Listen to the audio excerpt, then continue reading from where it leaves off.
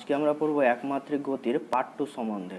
তো ক্লাসটা শুরু করার আগে তোমাদের বলে রাখি, যারা আমার এই চ্যানেলটি সাবস্ক্রাইব করেনি তাদের আমি অনুরোধ করছি যাতে চ্যানেলটি সাবস্ক্রাইব করে, যাতে আমি পরবর্তীকালে আরও এরকম ক্লাসের ভিডিও দিতে পারি।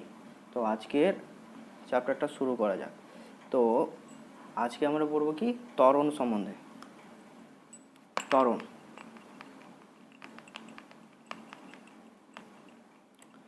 ত্বরণের রাশিমালাটা কি? ত্বরণের রাশিমালা হচ্ছে বেগ বৃদ্ধি বাই সময়। তার মানে কি, একক সময়ে কোনো বস্তুর যে পরিমাণ বেগের বৃদ্ধি হয় তাকে বলা হয় কি ত্বরণ। তাহলে ত্বরণ যদি এ দিয়ে লিখি আর বেগের পরিবর্তন যদি V minus you by T হয়, যেখানে কি ভি হচ্ছে অন্তিম বেগ, ইউ হচ্ছে প্রাথমিক বেগ, মানে কোনো বস্তু ইউ বেগে যাত্রা শুরু করেছিল এবং টি সেকেন্ড সময় পরে ওর অন্তিম বেগ হয়েছে ভি। তাহলে বেগের পরিবর্তন কত হয়েছে? বেগের পরিবর্তন হয়েছে ভি মাইনাস ইউ, আর কত সময়ে? টি সময়। তাহলে এই হয়ে গেল ত্বরণ। এটাই। এবার ত্বরণ কি জাতীয় রাশি? আমরা দেখতেই পাচ্ছি বেগ মানে, আবার আমরা কাল কি পড়েছিলাম? সরণ বাই সময়। বেগ মানে পড়েছিলাম সরণ বাই সময়। তাহলে নিচের সময় কি হয়ে গেল? সময়ের স্কোয়ার। তাহলে ত্বরণ মানে আবার লিখতে পারি সরণ বাই সময়ের স্কোয়ার। তাহলে আমরা দেখতে পাচ্ছি সরণ মৌলিক রাশি, সময় মৌলিক রাশি। তাহলে ত্বরণ হয়ে যাচ্ছে মৌলিক রাশির অনুপাত, অর্থাৎ মৌলিক রাশি দিয়ে গঠিত, তাই একে বলা হয় কি লব্ধ রাশি। ত্বরণ হয়ে গেল লব্ধ রাশি। আবার ত্বরণের মান আছে এবং অভিমুখ 2 আছে, তাই ত্বরণ একটি ভেক্টর রাশি। ত্বরণ ভেক্টর রাশি। এবার ত্বরণের একক সম্বন্ধে পড়ব। ত্বরণের একক। ত্বরণের সিজিএস একক কি? ত্বরণের রাশিমালাটা কি? এইটা সরণ বাই সময়ের স্কোয়ার। তাহলে সরণের সিজিএস একক পড়েইছিলাম। সরণ মানে হচ্ছে দৈর্ঘ্য, আর দৈর্ঘ্যের সিজিএস একক হয় সেমি। আর নিচে আছে সময়ের স্কোয়ার, আর সময়ের সিজিএস একক হচ্ছে সেকেন্ড, তাহলে সেকেন্ডের স্কোয়ার। তাহলে হয়ে গেল কি ত্বরণের সিজিএস একক semi per second square. MKS বা এসআই একক কি? তাহলে সরণের এসআই একক হচ্ছে মিটার, আর নিচে সেকেন্ডের স্কোয়ার, তাহলে হয়ে গেল মিটার পার সেকেন্ডের স্কোয়ার। এফপিএস পদ্ধতিতে একক কি? ফুট পার সেকেন্ড স্কোয়ার হচ্ছে এফপিএস পদ্ধতিতে ত্বরণের একক। এবার মাত্রা সম্বন্ধে পড়ব। তাহলে ত্বরণের মাত্রা মানে কি? ত্বরণ মানে হচ্ছে বেগ বাই সময়, তার মানে বেগের মাত্রা বাই সময়ের মাত্রা। আবার বেগ মানে জানি আমরা সরণ বাই সময়, তাহলে সরণ বাই কি হয়ে গেল? সময়ের স্কোয়ার। তাহলে ত্বরণের মাত্রা কি হয়ে যাবে? সরণের মাত্রা হচ্ছে এল দৈর্ঘ্য, আর সময়ের স্কোয়ার আছে, তার জন্য হয়ে গেল টি এর স্কোয়ার, এমএলটি পদ্ধতি। তাহলে হয়ে গেল এল T to the power minus 2, কিন্তু আমি এটাকে লিখবো কি এমএলটি পদ্ধতিতে। তাহলে এম যেহেতু নাই, সেজন্য কি হয়ে যাবে? M to the power 0 L T to the power minus 2। এই হয়ে গেল ত্বরণের মাত্রা। ঠিক আছে। এবার আমরা পড়ব মন্দন সম্বন্ধে। মন্দন কিছুই না, ঋণাত্মক ত্বরণকে বলা হয় কি মন্দন। মন্দন হচ্ছে ঋণাত্মক ত্বরণ। ত্বরণের ক্ষেত্রে কি দেখলাম আমরা? কোনো বস্তুর বেগ বৃদ্ধি পাচ্ছিল, কিন্তু মন্দনের ক্ষেত্রে কি হবে? মন্দনের ক্ষেত্রে বস্তুর বেগ হ্রাস পাবে, অর্থাৎ বেগের সময়ের সাপেক্ষে বেগের হ্রাসের হারকে বলা হয় মন্দন বাই সময়। তাহলে মন্দন হয়ে গেল বেগ হ্রাস বাই সময়। যদি কোনো বস্তুর প্রাথমিক বেগ ইউ হয়, প্রাথমিক বেগ ইউ, আর টি সময় পরে অন্তিম বেগ হয়ে গেল ভি, অন্তিম বেগ ভি। তাহলে এখানে বেগের পরিবর্তন কি হয়েছে? আমরা দেখলাম যে বৃদ্ধি পেয়েছিল ত্বরণের ক্ষেত্রে বেগ, কিন্তু মন্দনের ক্ষেত্রে বেগ তো হ্রাস পাবে। তাহলে এখানে ইউ গ্রেটার দেন ভি হবে। তাহলে বেগের পরিবর্তন কত? বেগের পরিবর্তন হয়ে গেল ভি, ইউ মাইনাস ভি। আচ্ছা, এটা হয়ে গেল বেগের পরিবর্তন কত সময় পরে? টি সময় পরে। তাহলে এটাই হয়ে গেল মন্দন। তাহলে এক্ষেত্রে মন্দন এ ইকুয়াল টু আমি লিখতে পারি কি u minus v by t. তাহলে u minus v equal to হয়ে গেল এটি। তাহলে ভি ইকুয়াল টু কি লিখতে পারি? ইউ মাইনাস এটি। এই হয়ে গেল একটা ফর্মুলা। মানে অন্তিম বেগ মন্দনের ক্ষেত্রে অন্তিম বেগ ইকুয়াল টু প্রাথমিক বেগ মাইনাস ত্বরণ ইন্টু সময়। ঠিক একইভাবে এখানেও আমরা প্রমাণ করতে পারি যে v equal to you plus a t. এটাও একটা ফর্মুলা। এটা হচ্ছে ত্বরণের ক্ষেত্রে অন্তিম বেগ equal to you plus a t. এবার মন্দনের একক এবং মাত্রা কি হবে? যেহেতু আমরা দেখতেই পেলাম যে ঋণাত্মক ত্বরণকে মন্দন বলে, তাহলে ত্বরণের একক এবং মাত্রা যা ছিল মন্দনের একক এবং মাত্রা একই হবে। তাহলে সিজিএস একক কি হয়ে যাবে মন্দনের? একই, সেমি পার সেকেন্ড স্কোয়ার। আর এসআই একক কি হয়ে যাবে? Metre per second square. আর এফপিএস পদ্ধতিতে মন্দনের একক হয়ে যাবে ফুট পার সেকেন্ড স্কোয়ার। মাত্রা কি হবে? মন্দনের মাত্রা ত্বরণের মাত্রা যা ছিল তাই হবে। তাহলে মন্দনের মাত্রা হয়ে গেল m0 L T⁻²। তো আমরা দেখতে পেলাম ত্বরণের একক কি ছিল? সেমি per second square, metre per second square. অর্থাৎ ত্বরণের এককে প্রতি সেকেন্ড কথাটি দুবার আসে কেন? অর্থাৎ কি সেকেন্ড স্কোয়ার কথাটা আসে কেন? তো আমরা ত্বরণ মানে কি জানি? ত্বরণ মানে জানলাম বেগের বৃদ্ধি বাই সময়। তাহলে এখানে একটা দেখতে পাচ্ছি কি বেগের বৃদ্ধির সময়ের সাপেক্ষে বেগের বৃদ্ধির হার বোঝানোর জন্য একবার সময় এলো। আবার বেগ মানে কি জানি? বেগ মানে জানি সরণ বাই সময়, সরণ বাই সময়। তাহলে এখানে দেখতে পাচ্ছি একবার বেগের এককের জন্য আসছে সময়। তাহলে হয়ে গেল কি বেগের বৃদ্ধির হারের জন্য একবার সময় আসে, আর একবার কি বেগের নিজস্ব এককের জন্য, বেগের নিজস্ব এককের জন্য সময়ে আসে।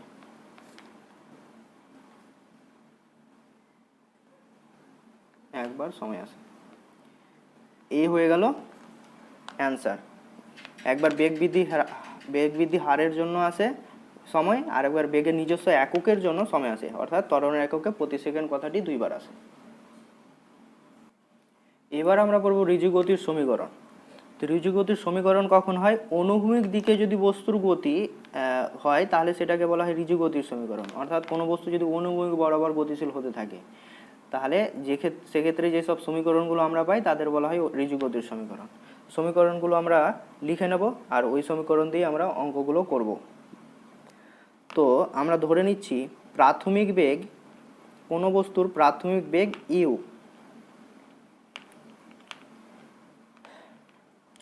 ধরে নিলাম টি সময় পরে, তাহলে সময় হয়ে গেল কি টি সময় পরে বস্তুটির বেগ বৃদ্ধি পেতেও পারে, হ্রাসও পেতে পারে। তো বেগের পরিবর্তন হয়ে গেল কি অন্তিম বেগ ভি, অন্তিম বেগ ভি। এক্ষেত্রে বস্তুটা যে সরণ অতিক্রম করলো তা এস ধরে নিলাম, তাহলে বস্তুর সরণ হয়ে গেল এস। আর যেহেতু আমি বললাম এটা ভিটা বেগের পরিবর্তন হয়েছে, বৃদ্ধি না হ্রাস আমি সে বলতে পারছি না, তাই এক্ষেত্রে ত্বরণ বা মন্দন ধরে নিলাম এ। তাহলে প্রাথমিক বেগ ইউ, টি সময় পরে বস্তুর বেগ পরিবর্তন হয়েছে ভি, আর সরণ হয়ে গেল বস্তুর এস, আর ত্বরণ বা মন্দন হয়ে গেল এ। এখন যদি u greater than v greater than মানে বেগ বৃদ্ধি যদি পায় তাহলে সেটা কি হবে? ত্বরণ হবে, বস্তুর ত্বরণ সৃষ্টি হবে। আবার যদি ইউ গ্রেটার দেন ভি হয় তাহলে প্রাথমিক বেশি এখানে, তাহলে সেক্ষেত্রে বস্তুর মন্দনের সৃষ্টি হবে। ঠিক আছে। আর কয়েকটা জিনিস নোট করে নিতে পারো তোমরা। কোনো বস্তু যদি স্থির অবস্থা থেকে যাত্রা শুরু করে তাহলে কি বস্তুটি থেমেছিল প্রথমে, সুতরাং বস্তুর প্রাথমিক বেগ কি ছিল? বস্তুর প্রাথমিক বেগ 0 ছিল। তাহলে প্রাথমিক অবস্থা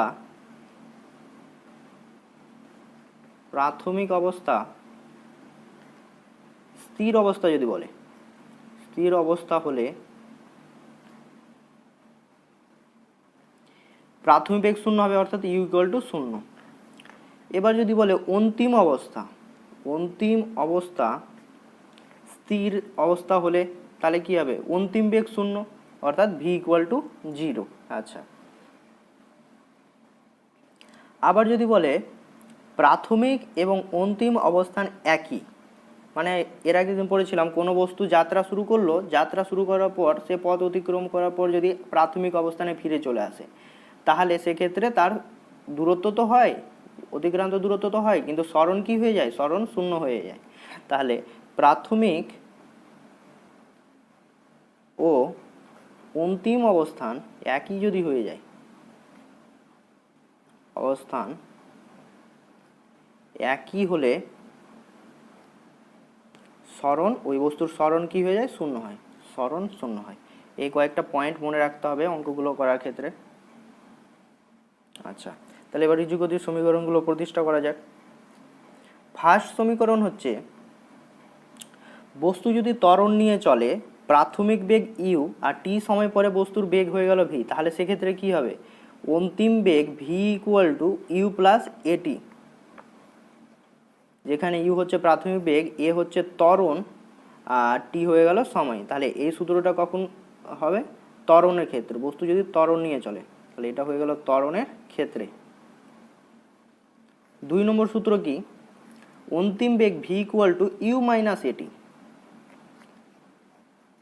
এটা হয়ে গেল কখন, যদি মন্দন নিয়ে চলে, তাহলে প্লাস দিয়ে কি এটা কি লিখতে পারি, ইউ প্লাস মাইনাস এটি, তাহলে মাইনাস এ মানে কি ঋণাত্মক ত্বরণই বোঝাচ্ছে, আর ঋণাত্মক ত্বরণকে বলা হয় মন্দন, তাহলে বস্তুটি এখানে মন্দন নিয়ে চলছে, তো মন্দনের ক্ষেত্রে এই সূত্রটি প্রযোজ্য হবে। 3 নম্বর সূত্র। আচ্ছা, ত্বরণের ক্ষেত্রে তার মানে ইউটা কি, ইউটা হচ্ছে ছোট ভি এর চেয়ে, আর এখানে ইউ ভি এর চেয়ে বড় মন্দনের ক্ষেত্রে। 3 নম্বর সূত্র হচ্ছে v square equal to you square plus 2as, অর্থাৎ কি, এটা হয়ে গেল প্রাথমিক বেগ, অন্তিম বেগ, ত্বরণ এবং সরণের মধ্যে সম্পর্ক। এটা কখন, যেহেতু প্লাস সাইন আছে, এটা হয়ে যাবে ত্বরণের ক্ষেত্রে, ত্বরণের ক্ষেত্রে, অর্থাৎ ইউ লেস দ্যান ভি। 4 নম্বর সূত্র হচ্ছে v square equal to you square minus 2as, একই সূত্র, কিন্তু এটা হয়ে গেল মন্দনের ক্ষেত্রে, এটা মন্দনের ক্ষেত্রে।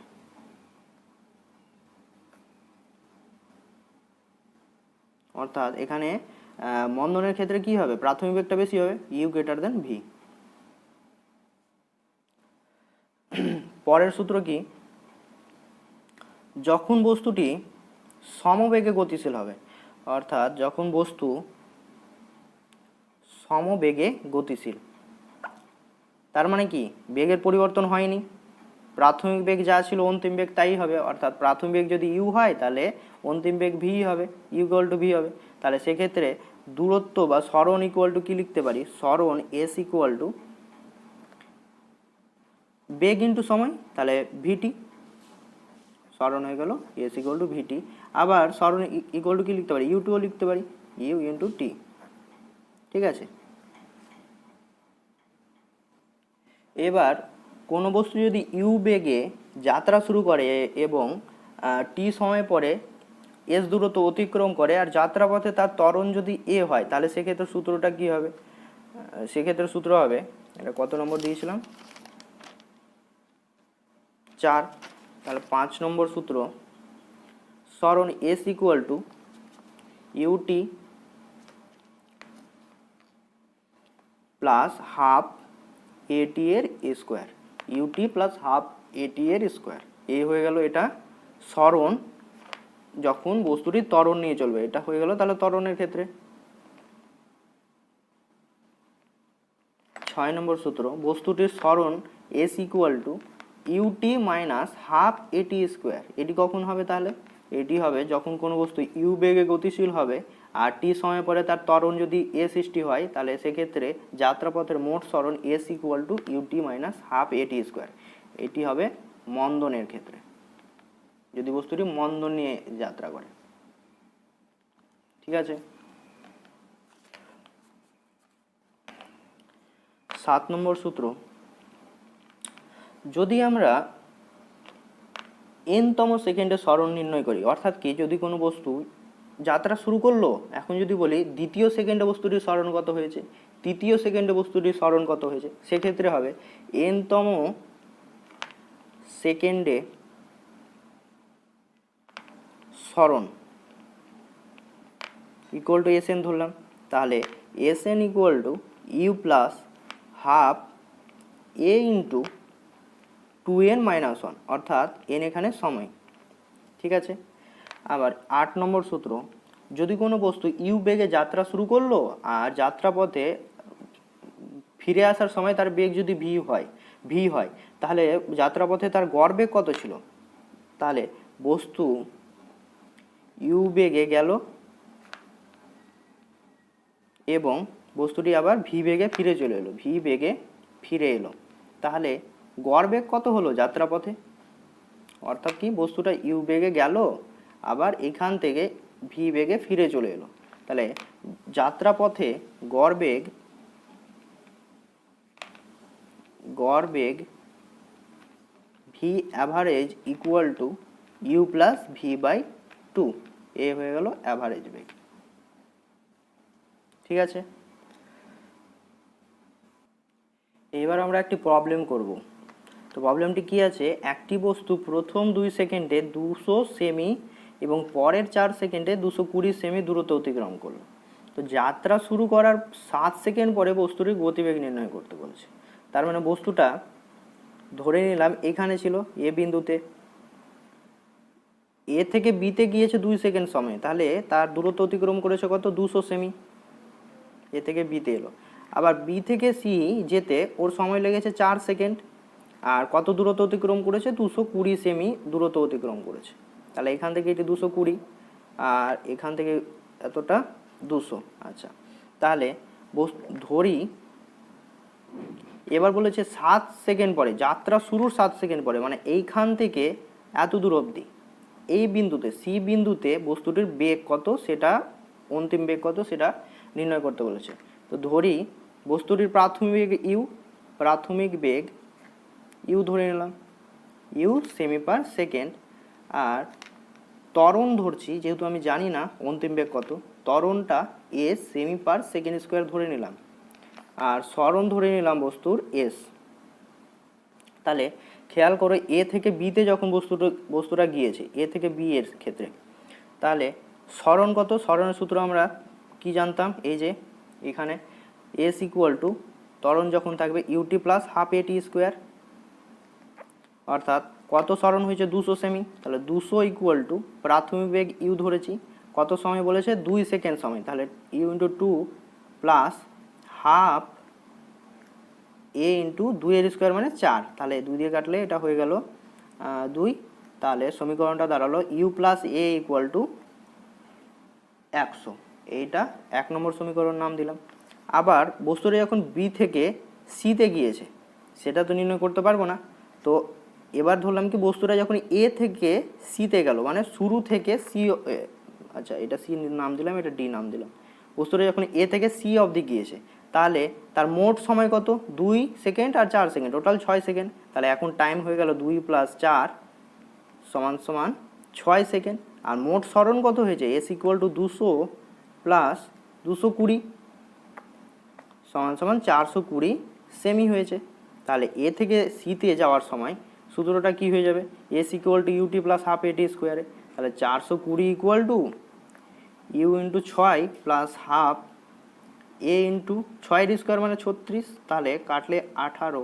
তাহলে সমীকরণটা দাঁড়ালো u plus 3a equal to 70, এটা 2 নম্বর সমীকরণ। 1 এবং 2 যদি অপনয়ন পদ্ধতিতে সমাধান করা যায় তাহলে আমরা মান পাবো ইউ ইকুয়াল টু পাবো 115 সেমি পার সেকেন্ড, আর ত্বরণটা পেয়ে যাব এ ইকুয়াল টু -15 সেমি পার সেকেন্ড স্কোয়ার। তাহলে এখানে দেখতে পাচ্ছি যে এর মান এসছে -এ, অর্থাৎ ঋণাত্মক ত্বরণ, আর ঋণাত্মক ত্বরণ হলে সেটা কি? মন্দনের সমান। তাহলে মন্দন এখানে হয়েছে, মন্দন এ ইকুয়াল টু হয়ে গেল 15 সেমি পার সেকেন্ড স্কোয়ার, অর্থাৎ বস্তুটির বেগ কি হয়েছে? বৃদ্ধি পেয়েছে না হ্রাস পেয়েছে? মন্দন যেহেতু সৃষ্টি হয়েছে তাহলে বস্তুটির বেগ হ্রাস পাবে। এখন বলছে যাত্রা শুরু করার 7 সেকেন্ড পরে, তাহলে টোটাল টাইম এখন কত? টি ইকুয়াল টু 7 সেকেন্ড। 7 সেকেন্ড পরে অন্তিম বেগ কত? তো প্রাথমিক বেগ কত ছিল বস্তুটির? 115 সেমি পার সেকেন্ড। তাহলে অন্তিম বেগ V equal to you minus AT. তাহলে অন্তিম বেগ ভি ইকুয়াল টু 115 মাইনাস, এখন যেহেতু মন্দন আমি ধরে নিলাম তাই এর মান আর মাইনাসে বসাবো না, প্লাসে বসাবো। তাহলে 15 ইন্টু 7, তাহলে এটা ক্যালকুলেশন করে দেখবে তোমাদের অ্যান্সার 10 সেমি পার সেকেন্ড আসবে। এ হয়ে গেল 7 সেকেন্ড পরে বস্তুটির অন্তিম বেগ। ঠিক আছে, এইভাবে সমস্ত অঙ্কগুলো করবে ফর্মুলা দিয়ে বুঝে বুঝে, খুব সহজ অঙ্ক। এবার আমরা পড়ব উলম্ব গতির সমীকরণগুলো। তো উলম্ব গতির সমীকরণগুলো কি? ঠিক একই রকম ঋজু গতির সমীকরণের মতো, কিন্তু সেক্ষেত্রে ত্বরণ আমরা কি ধরেছিলাম? এ ধরেছিলাম, কিন্তু উলম্ব গতির ক্ষেত্রে ত্বরণটা হয়ে যাবে অভিকর্ষ ত্বরণ। উলম্ব গতির ক্ষেত্রে ত্বরণ কি ক্রিয়া করবে? উলম্ব কথার অর্থ কি? বস্তুটাকে উপর দিকে ছড়া, সেক্ষেত্রে কি পৃথিবীর যে আকর্ষণ বল তা ক্রিয়া করবে। আর অভিকর্ষ ত্বরণ কি? নিচের দিকে ক্রিয়া করবে, অভিকর্ষ ত্বরণ জি। তাহলে উলম্ব গতির ক্ষেত্রে ত্বরণ হয়ে যায়, ত্বরণটা সর্বদা অভিকর্ষ ত্বরণ হয়, এটা মনে রাখতে হবে। অভিকর্ষজ ত্বরণ জি হয়, জি হয়। আচ্ছা, তাহলে সেক্ষেত্রে কি আমরা দেখেছিলাম? বস্তুর যদি প্রাথমিক বেগ ইউ হয়, প্রাথমিক বেগ ইউ, টি সময় পরে বস্তুর বেগ যদি ভি হয়, অন্তিম বেগ ভি, আর বস্তুটি যদি যাত্রা কত করেছে, সরণ কত হবে? যেহেতু উপরের দিকে উঠছে তাই এক্ষেত্রে আমরা সরণটাকে সর্বদা এইচ দিয়ে লিখব, সরণ এইচ দিয়ে লিখব, উচ্চতা। তাহলে এখানে সরণ উচ্চতা হিসেবে ভাববো আমরা। ঠিক আছে, তাহলে অন্তিম বেগ যদি ভি হয় তাহলে সরণ কি হবে, মানে কত উচ্চতা, সেটা এইচ হিসাবে ধরো। তাহলে ফার্স্ট ফর্মুলা কি ছিল? V equal to you plus AT ছিল। তাহলে এখানে কি হয়ে যাবে ফর্মুলাটা? V equal to you plus G into T. এ হয়ে গেল সমীকরণ। এটা হয়ে যাবে ত্বরণের ক্ষেত্রে যখন বস্তুর বেগ বেড়েছে, অর্থাৎ ইউ লেস দেন ভি। 2 নম্বর সূত্র কি হবে? V equal to you minus g t, অর্থাৎ এটি হবে মন্দনের ক্ষেত্রে। যখন বস্তুর বেগ হ্রাস পাবে, অর্থাৎ U greater than V U এর চেয়ে কম হবে। 3 নম্বর সূত্র কি? V square equal to you square plus 2g into H, সরণটা এখানে এইচ। তাহলে এটা হয়ে গেল ত্বরণের ক্ষেত্রে। আর 4 নম্বর সূত্র কি হয়ে যাবে? V square equal to you square minus 2gh, এটা হয়ে গেল মন্দনের ক্ষেত্রে। ঠিক আছে, একই জিনিস সব। 5 নম্বর তাহলে কি হয়ে যাবে? এস তো হবে না, এখানে এইচ হবে, উচ্চতা। তো এইচ ইকুয়াল টু হয়ে যাবে ইউটি প্লাস হাফ জিটি এর স্কোয়ার, অর্থাৎ বস্তুটা কতটা উচ্চতা অতিক্রম করেছে ত্বরণ নিয়ে সেটা। 6 নম্বর সূত্র h equal to u t minus half g t square হবে, অর্থাৎ কি বস্তুটা যদি ইউ বেগ নিয়ে যাত্রা শুরু করে উপর দিকে ছোড়া হয় তাহলে সেক্ষেত্রে কি হবে? আচ্ছা, মন্দন কখন সৃষ্টি হবে? উলম্ব গতির ক্ষেত্রে যখন বস্তুকে আমরা উপর দিকে ছুড়ব, তাহলে সেক্ষেত্রে বস্তুটা উপরে যাবে, ইউ বেগ এখানে ভি বেগ। আর অভিকর্ষ ত্বরণ তো আমরা জি নিচের দিকে ক্রিয়া করে আমরা জানি। তো অভিকর্ষ ত্বরণের বিরুদ্ধে যখন বস্তুকে ছোড়া হবে তাহলে সেক্ষেত্রে বস্তুর বেগ আস্তে আস্তে কি হবে? হ্রাস পাবে। আর সেই জন্যই সেখানে মন্দনের সৃষ্টি হবে, অর্থাৎ যদি অভিকর্ষ ত্বরণের বিরুদ্ধে ছুরি তাহলে সেক্ষেত্রে বস্তুটির মন্দনের সৃষ্টি হবে। ঠিক আছে, আর অভিকর্ষ ত্বরণের দিকে, অর্থাৎ যদি বস্তুটিকে নিচের দিকে ছোড়া হয় তাহলে সেক্ষেত্রে বস্তুটি অভিকর্ষ ত্বরণের দিকেই যাত্রা করবে, সেক্ষেত্রে ত্বরণের সৃষ্টি হবে। ঠিক আছে, এই ফর্মুলাগুলো দিয়েই পরবর্তী অঙ্কগুলো করব আমরা উলম্ব গতির। এবার পড়ব উলম্ব গতির ক্ষেত্রে বস্তু কত সর্বাধিক উচ্চতা আরোহণ করতে পারে। অর্থাৎ কি, যদি কোনো বস্তুকে ধরে নাও যে ইউ বেগে ছুটলাম, এইখান থেকে বস্তুটাকে ইউ বেগে ছুটলাম, তাহলে বস্তুটা যাত্রা শুরু করলো, এত দূর গেল, এ থেকে বিতে গেল। তাহলে এ বিন্দুতে প্রাথমিক বেগ কত ছিল? ধরে নিলাম ইউ, প্রাথমিক বেগ ইউ। আচ্ছা, অভিকর্ষ ত্বরণ নিচের দিকে ক্রিয়া করে, জি নিচের দিকে ক্রিয়া করে, তার বিরুদ্ধে ছুড়েছি মানে কি? মন্দনের সৃষ্টি হবে। আচ্ছা, তো যখন বস্তুটা বি বিন্দুতে পৌঁছাবে অর্থাৎ সর্বাধিক যে উচ্চতাটা অতিক্রম করবে, তাহলে এটাকে আমি বড় এইচ ধরে নিচ্ছি, এইচ। তাহলে যখন বস্তুটা সর্বাধিক উচ্চতাতে থাকবে তখন তো ওই বিন্দুটাতে বস্তুটার অন্তিম বেগের মান কি হয়ে যাবে, এই বিন্দুতে অন্তিম বেগ থাকবে কি, স্থির হয়ে যাবে তো বস্তুটা। এখানে অন্তিম বেগ equal to V equal to হয়ে যাবে 0, অন্তিম বেগ হয়ে যাবে 0। তখন আবার কি, যখন স্থির হয়ে যাবে বস্তুটা তারপরে আবার নিচে পড়তে শুরু করবে। তো আমাদের সেটা দরকার নেই, বস্তুটা কত উচ্চতা অবধি উঠছে সেটাই আমাদের ক্যালকুলেশন করতে হবে। তাহলে আমরা কি জানি, ভি স্কোয়ার ইকুয়াল টু জানতাম ইউ স্কোয়ার মাইনাস 2GH, কারণ ত্বরণের ক্ষেত্রে মন্দনের ক্ষেত্রে এই ফর্মুলাটাই জানতাম। তাহলে এক্ষেত্রে কত উচ্চতা উঠেছে, বড় এইচ, আর অন্তিম বেগের মান কত, 0। তাহলে 0 equal to you square minus 2GH। তাহলে 2GH ইকুয়াল টু হয়ে গেল ইউ স্কোয়ার। তো সর্বাধিক উচ্চতা আর1 H equal to you square by 2G, অর্থাৎ বস্তুটা সর্বাধিক কত উচ্চতা উঠতে পারবে, ইউ স্কোয়ার বাই 2G। তাহলে প্রাথমিক বেগের মান যদি জানি আর অভিকর্ষ ত্বরণের মান তো আমাদের জানাই আছে, সিজিএস পদ্ধতিতে কি মান, ইন সিজিএস অভিকর্ষ ত্বরণের মান হচ্ছে 980 সেমি পার সেকেন্ড স্কোয়ার, আর অভিকর্ষ ত্বরণের মান এসআই এককে কি 9.8 মিটার পার সেকেন্ড স্কোয়ার। তাহলে কোনো বস্তুর যদি সর্বাধিক উচ্চতা যে আরোহণ করবে সেটার মান খুব সহজেই বের করতে পারবো যদি আমাদের প্রাথমিক বেগটা বলে দেয়। ঠিক আছে, এবার পড়বো সর্বাধিক উচ্চতা আরোহণের সময়কাল। অর্থাৎ কি, কোনো বস্তুকে যদি আমি নিচ থেকে ওপরে ছুঁড়ে দিই তাহলে সর্বাধিক উচ্চতা এটা ধরে নিলাম, এইটার উচ্চতা কত, এইচ, সর্বাধিক উচ্চতা এইচ। তাহলে একটু আগে বললাম কি প্রাথমিক বেগ ইউ, আর অন্তিম মানে সর্বোচ্চ বিন্দুতে ওর অন্তিম বেগ ভি ইকুয়াল টু কী হয়ে যাবে, 0 হয়ে যাবে। ঠিক আছে, তাহলে এই যে এ থেকে বিতে গেল, সেই যাত্রাটা করতে কত সময় লাগলো সেটাই আমাকে ক্যালকুলেশন করতে হবে। সেটা যদি আমি সময়টা T1 ধরে নিই, ধরে নিলাম T1 সময়ে বস্তুটা এ থেকে বি বিন্দুতে গেল। আর আমরা জানি কি অভিকর্ষ ত্বরণ কোন দিকে কাজ করে, নিচের দিকে। তাহলে অভিকর্ষ ত্বরণের বিপরীত দিকে ছুঁড়েছি বস্তুটিকে, অর্থাৎ এক্ষেত্রে মন্দনের সৃষ্টি হবে।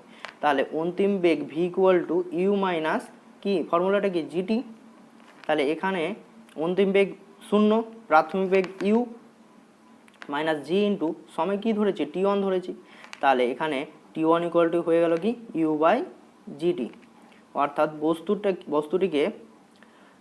বস্তুটি এ বিন্দু থেকে বি বিন্দুতে যেতে টোটাল যে সময়টা নেবে সেটা কি, ইউ বাই জি। তাহলে প্রাথমিক বেগ যদি আমার জানা থাকে এটা, তাহলে খুব সহজেই কত সময় লাগবে সেটা আমি বের করে নিতে পারবো। ঠিক একইভাবে অবতরণের সময়কাল কত হবে, অর্থাৎ বি বিন্দু থেকে এ বিন্দুতে নামতে কত সময় নিচ্ছে, তাহলে অবতরণের সময়কাল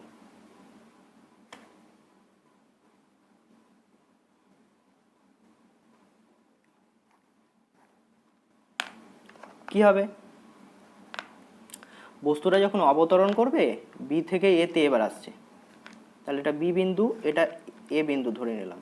অভিকর্ষ ত্বরণ নিচের দিকে কাজ করে, তাহলে এখন বস্তুটা অভিকর্ষ ত্বরণের অভিমুখেই নামছে। তাহলে এক্ষেত্রে কি হবে, ত্বরণ নিয়ে নামবে বস্তুটা। ঠিক আছে, ত্বরণ নিয়ে নামবে। আর কতটা পথ অতিক্রম করছে, ও সর্বাধিক উচ্চতা এইচ ধরে নিয়েছি, অর্থাৎ এইচ পথ অতিক্রম করছে। আর সেক্ষেত্রে কি হয়ে যাবে, সেক্ষেত্রে কি হবে, যখন সর্বোচ্চ বিন্দুতে পৌঁছেছিল বস্তুটার অন্তিম বেগ কি হয়ে গেছিল, 0, ভি ইকুয়াল টু কি হয়েছিল, 0। এখন সেই 0 বেগ থেকে আবার যাত্রা শুরু করে নিচের দিকে নামতে শুরু করবে, অর্থাৎ যত নিচে নামবে বস্তুটির বেগ কি হবে, বৃদ্ধি পাবে। কিন্তু প্রাথমিক বেগ তখন আবার প্রাথমিক বেগ কত হয়ে গেছিল, নামার আগের সময় 0। তাহলে বি বিন্দুতে প্রাথমিক বেগ কত, 0, প্রাথমিক বেগ 0। তাহলে ফর্মুলাটা কি, আমরা কি জানতাম, এইচ ইকুয়াল টু ইউটি ত্বরণের ক্ষেত্রে কি প্লাস হাফ জিটি স্কোয়ার জানতাম। আচ্ছা, তাহলে এখানে কত উচ্চতা নামছে, এইচ উচ্চতা নামছে,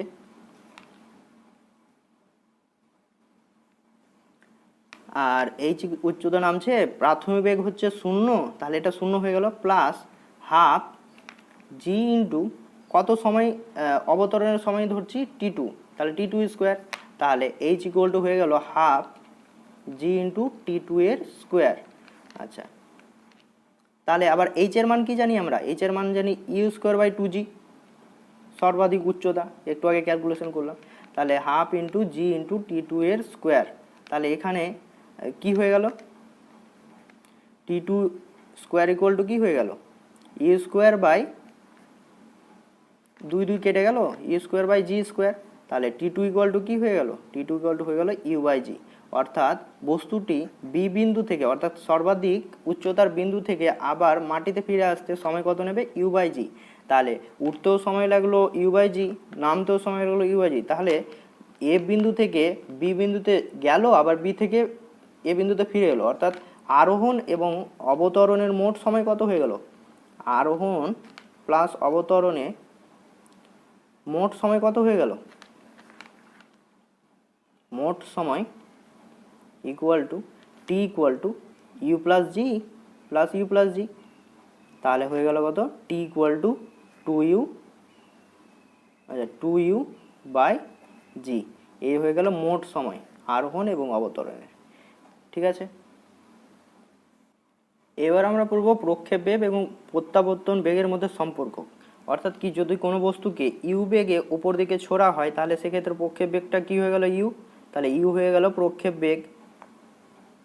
আবার বস্তুটি তো মাটিতে ফিরে আসবে, নিচে ফিরে আসবে, তাহলে সেক্ষেত্রে প্রত্যাবর্তন বেগ ধরে নিলাম কি, প্রত্যাবর্তন বেগ ইকুয়াল টু ভি। আচ্ছা, তাহলে সেক্ষেত্রে মোট সময় কত লাগলো, মোট সময় আরোহণ প্লাস অবতরণের মোট সময়টা। তাহলে মোট সময় কি, টি ইকুয়াল টু কী হয়ে যাবে, আমরা একটু আগে ক্যালকুলেশন করলাম 2u বাই জি। তাহলে অল ওভার যদি আমরা সেটা ক্যালকুলেশন করি তাহলে কি হবে, V equal to you minus G into T. তাহলে প্রত্যাবর্তন বেগ V equal to you minus G into কী হবে, 2u বাই জি। তাহলে এখানে জি জি কেটে গেল, তাহলে ভি ইকুয়াল টু কী হয়ে গেল, ইউ মাইনাস 2u। অর্থাৎ v equal to minus u. অর্থাৎ আমরা দেখতে পাচ্ছি কোনো বস্তুকে যদি আমি উপর দিকে ছুড়ে দিই সেক্ষেত্রে প্রক্ষেপ বেগটা কী হবে আর প্রত্যাবর্তন বেগের কী হবে, সময় হবে, কিন্তু দুজনের অভিমুখ আলাদা। প্রক্ষেপ বেগের সময় অভিমুখ উপর দিকে ক্রিয়া করে, প্রত্যাবর্তন বেগের সময় অভিমুখ নিচের দিকে ক্রিয়া করে। অর্থাৎ প্রক্ষেপ বেগ প্রত্যাবর্তন বেগ সময় কিন্তু পরস্পর বিপরীতমুখী। ঠিক আছে, এই হচ্ছে এদের মধ্যে সম্পর্ক। একটি প্রবলেমের সাহায্যে আমরা উলম্ব গতির সমীকরণগুলো একটু বুঝে নেব। তো প্রবলেমটা কি বলছে, 40 মিটার পার সেকেন্ড প্রাথমিক বেগে একটি বস্তুকে উপরের দিকে ছোড়া হলো। বস্তুটি কতক্ষণ ধরে উপরে উঠবে, সর্বাধিক কত উচ্চতা উঠবে, ভূমিতে পৌঁছাতে টোটাল কত সময় লাগবে, আর 2 সেকেন্ড পরে তার বেগ কত হবে। এই হচ্ছে প্রবলেম। তাহলে কি বলেছে, ধরে নিলাম এটা ভূমি এ বিন্দু, আর এ বিন্দুতে প্রাথমিক বেগ কি ধরেছিল, বলে দিয়েছে 40 মিটার পার সেকেন্ড প্রাথমিক বেগ বলে দিয়েছে এ বিন্দুতে, প্রাথমিক বেগ ইউ। ঠিক আছে, এবার বলেছে এ থেকে বি বিন্দুতে ছোড়া হলো বি বিন্দু। তাহলে এইটাই আমরা সর্বাধিক উচ্চতা ধরে নিলাম, অর্থাৎ বস্তুটি সর্বাধিক এই উচ্চতায় অতিক্রম করবে, এটা এইচ ধরে নিলাম। আচ্ছা, আবার বলেছে কি বস্তুটি কতক্ষণ ধরে উপরে উঠবে, তাহলে এই এ থেকে বিতে যেতে কত সময় নেবে, আর অভিকর্ষ ত্বরণ তো নিচের দিকে ক্রিয়া করে, জি নিচের দিকে ক্রিয়া করে। আচ্ছা, ঠিক আছে, এ হচ্ছে প্রবলেম। ভূমিতে পৌঁছতে কত সময় লাগবে, অর্থাৎ কি এ থেকে বিতে যা সময় লাগলো আর বি থেকে সি এ আসতে আবার কত সময় লাগে, এই দুইয়ের যোগফলের সমান হবে টোটাল সময়টা। ঠিক আছে, প্রবলেমটা তাহলে করা যাক। তাহলে প্রাথমিক বেগ কী বলে দিয়েছে, 40 মিটার পার সেকেন্ড। তাহলে 1 নম্বর প্রবলেমটা করছি, কি বলেছে, বস্তুটি কতক্ষণ ধরে উপরে উঠবে। তাহলে ধরে নিলাম বস্তুটি t1 সময় নেবে, t1 সময় ধরে উপরে উঠবে। ঠিক আছে, উপরে উঠবে।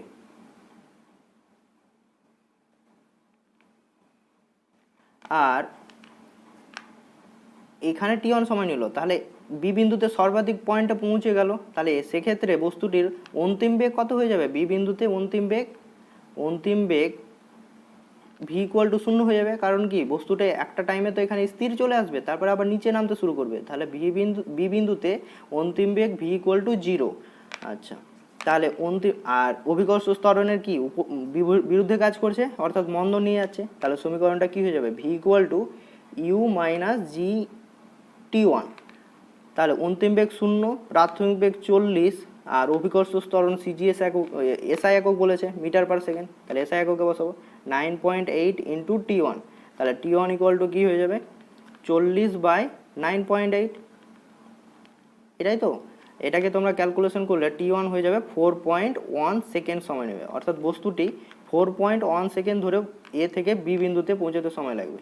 ঠিক আছে, 2 নম্বর কোয়েশ্চেন, সর্বাধিক কত উচ্চতা পর্যন্ত উঠবে? তো ধরেই নিয়েছি আমরা সর্বাধিক এইচ উচ্চতা পর্যন্ত ওপরে উঠবে, আর সর্বাধিক পয়েন্টে অন্তিম বেগ কত 0, প্রাথমিক বেগ হচ্ছে ইউ, তাহলে এইচ উচ্চতা উঠেছে। তাহলে মন্দনের ক্ষেত্রে কি জানি v square equal to you square minus 2GH, এই তো এইচ উচ্চতা সর্বাধিক উচ্চতা, তাহলে অন্তিম বেগ 0, ইউ এর মান 40-এর square minus 2 into 9.8 into H, তাহলে এইচ ইকুয়াল টু কী হয়ে যাবে 40 ইন্টু 40 বাই 2 ইন্টু 9.8 মিটার, তাহলে সর্বাধিক উচ্চতা এইচ ইকুয়াল টু, এটা তোমরা যদি ক্যালকুলেশন করো এর মান বেরিয়ে যাবে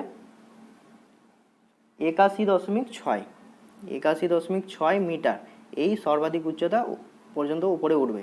3 নম্বর পয়েন্ট কি বলেছে, সর্বাধিক ভূমিতে পৌঁছতে কত সময় নেবে? তার মানে কি বস্তুটা এ থেকে বিতে ছোড়া হলো, এখানে তো সময় নেবে কত 4.1 সেকেন্ড, আবার বি থেকে এতে আসবে তো। ঠিক আছে, তাহলে আমরা ধরে নিলাম বস্তুটা এ থেকে বি গেল, আবার বি থেকে এ চলে এলো, তাহলে প্রাথমিক অবস্থান কি ছিল এ, আর অন্তিম অবস্থান কি হয়ে যাবে আবার এ, তাহলে যেহেতু প্রাথমিক অবস্থান এবং অন্তিম অবস্থান একই, তাহলে সরণ টোটাল কত হয়ে গেল বস্তুটির সরণ, তাহলে এখানে 0 হয়ে যাবে। তাহলে এ থেকে বি গেল, আবার বি থেকে এ আসবে, তাহলে এক্ষেত্রে সরণ বস্তুটির সরণ এইচ ইকুয়াল টু হয়ে গেল 0।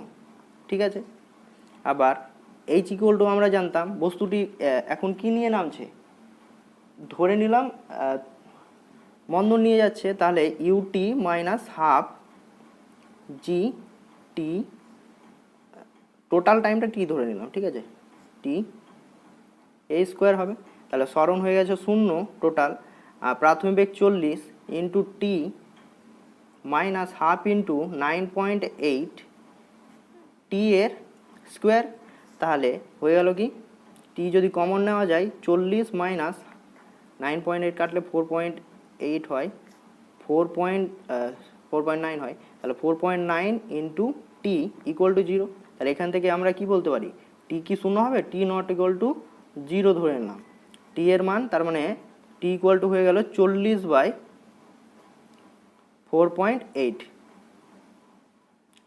40/4.9, তাহলে টি যদি ক্যালকুলেশন করো সেটার মান বেরিয়ে যাবে তোমাদের 8.2 সেকেন্ড, অর্থাৎ এ থেকে বি এবং বি থেকে এতে টোটাল যে টাইমটা লাগবে সেটা 8.2 সেকেন্ড সময় লাগবে টোটাল।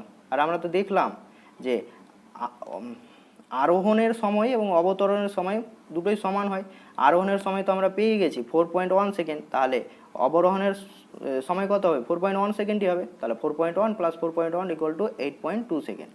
এবার 4 নম্বর পয়েন্ট কি বলেছে যে 2 সেকেন্ড পরে বস্তুটির অন্তিম বেগ কত হবে, তাহলে প্রাথমিক বেগ কত ছিল 40 মিটার পার সেকেন্ডে বস্তুটিকে ছোড়া হয়েছিল, তাহলে প্রাথমিক বেগ equal to 40 metre per second, আর 2 সেকেন্ড সময় বলছে, তাহলে টি ইকুয়াল টু 2 সেকেন্ড ধরে নিলাম, আর অন্তিম বেগ ভি ধরে নিলাম, তাহলে বস্তুটিকে 2 সেকেন্ড পর যদি ছোড়া হয় তাহলে এখানে যাবে, তাহলে এটাই টি ইকুয়াল টু 2 সেকেন্ড, তাহলে বস্তুটি কি অভিকর্ষ ত্বরণের বিরুদ্ধে যাচ্ছে, তাহলে মন্দন নিয়ে যাবে, তাহলে ভি ইকুয়াল টু হয়ে গেল ইউ মাইনাস জি টি, তাহলে ভি ইকুয়াল টু হয়ে গেল 40 minus 9.8 into 2 metre per second, তাহলে ভি ক্যালকুলেশন যদি করো তাহলে তোমাদের মান চলে আসবে 20.4 মিটার পার সেকেন্ড, অর্থাৎ দেখতেই পাচ্ছ মন্দন নিয়ে গেছে, বস্তুর বেগ কমে গেছে, এ হয়ে গেল 2 সেকেন্ড পরে বস্তুটির অন্তিম বেগ। ঠিক একইভাবে যতগুলো অঙ্ক আছে তোমাদের বইয়ে তোমরা প্র্যাকটিস করবে, যদি কোনো সমস্যা হয়ে থাকে তাহলে আমাকে কমেন্ট বক্সে কমেন্ট করে জানাবে, আমি যতটা সম্ভব চেষ্টা করব তোমাদের প্রবলেমগুলো সলভ করার। তো আজকের ক্লাসটা এখানে শেষ করছি, ঠিক আছে, আর আমার চ্যানেলটিকে তোমরা সাবস্ক্রাইব করবে আর ভিডিওগুলোকে লাইক এবং শেয়ার করবে, যাতে আমি পরবর্তীকালে আবার আরও এরকম অনেকগুলো ভিডিও দিতে পারি, তোমাদের রেগুলার ক্লাস করাতে পারি। Thank you.